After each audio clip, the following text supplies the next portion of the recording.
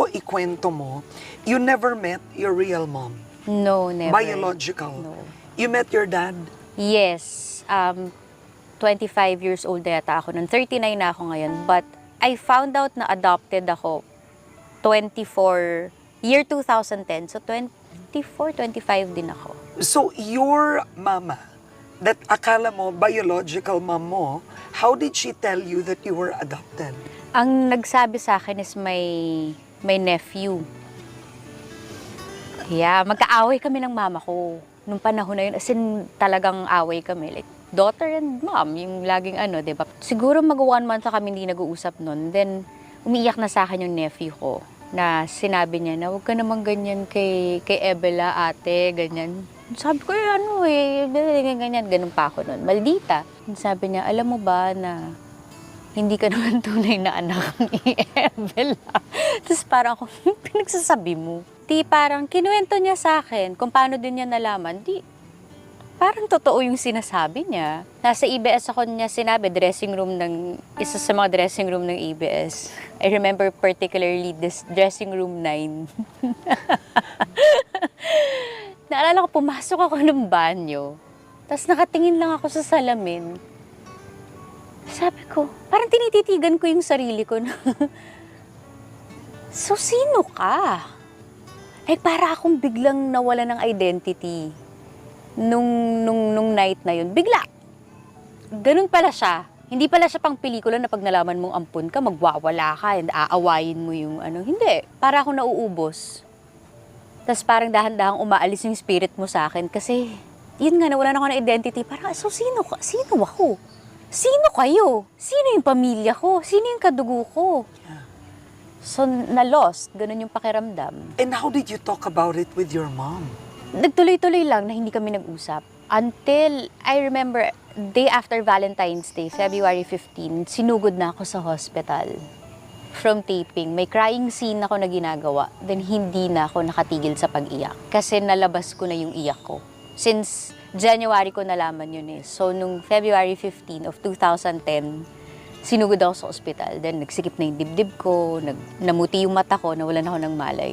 Ang naalala ko noon, nagising ako, the following day, nandun siya sa tabi ng hospital bed. Sinabi ko lang sa kanya, alam ko na ma. Tapos umiyak na siya, na parang, sandali lang, pauwi na si Arlene, yung sister niya, yung mommy ng nephew ko, pauwi na si Arlene. Hindi ko kayang sabihin sa'yo ito mag-isa. Sabi ko, hindi ma. Kailangan mo itong sabihin sa akin. Sabi niya, magpalakas ka muna, magpahinga ka muna. Sabi niya, paglabas mo ng ospital, marami akong papakita sa'yo. And then, lumabas naman ako the following day kasi over-fatigue lang din naman talaga yung case ko nun. So, lumabas ako ng hospital, dumiretso ako sa house ng mom ko kung saan din ako lumaki. Pinakitaan niya ako ng picture ng nanay ko. Yes, meron siya.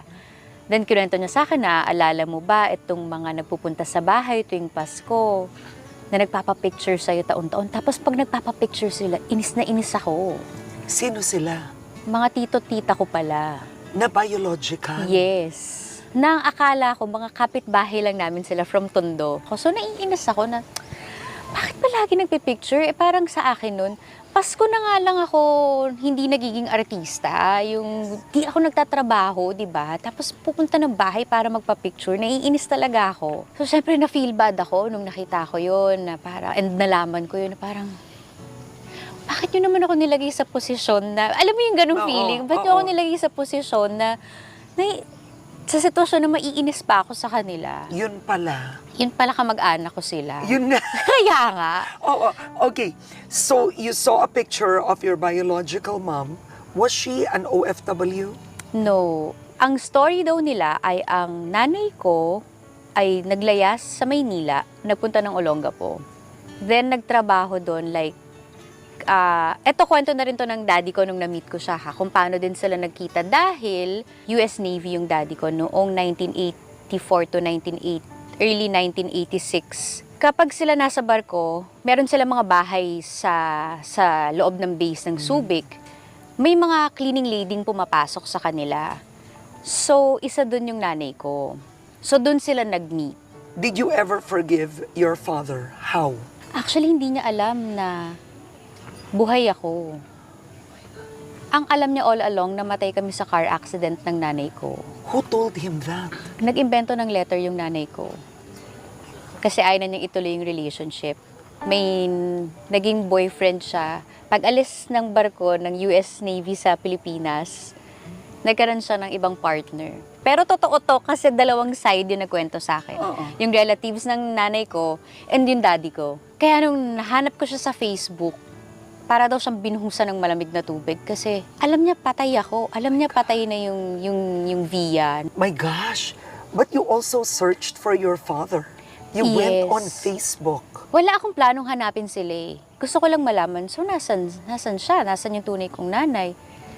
Then sinabi sa akin, namatay na nung 2007. Ayun naman yung parang hindi ko naintindihan yung pakiramdam. Bigla akong nanginig na... Tapos naiyak ako. Tapos parang, ba't ako umiiyak? Di ko naman siya kilala. Di ko naman siya mahal. Dapat nga galit ako sa kanya. Pero ba't ako umiiyak? Ba't may ganito akong pakiramdam na hindi ko talaga naiintindihan sa nanggagaling? And then after, nung kumalma na ako, doon ako nagkaroon ng, para ako natauhan na, baka dapat hanapin ko yung tatay ko kung buhay pa siya.